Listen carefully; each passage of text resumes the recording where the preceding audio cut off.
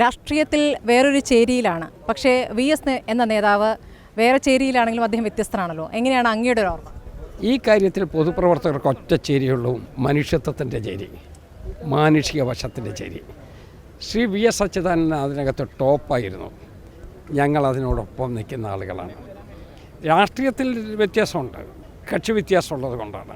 അദ്ദേഹം വേറൊരു പാർട്ടി, ഞങ്ങൾക്ക് വേറൊരു പാർട്ടി, അത് രണ്ടാമത്തെ കാര്യമാണ്. പക്ഷേ ജനകീയ പ്രശ്നങ്ങൾ വന്നാൽ അതിനകത്ത് ഒരൊറ്റ കക്ഷിയായിട്ട് നിൽക്കാൻ സാധ്യമാവും. അത് VS അച്യുതാനന്ദൻ അങ്ങനെ നിന്നതിൻ്റെ തെളിവുകളും അതിനുള്ള ഇൻസിഡൻസും ഞങ്ങൾക്കുമുണ്ട്.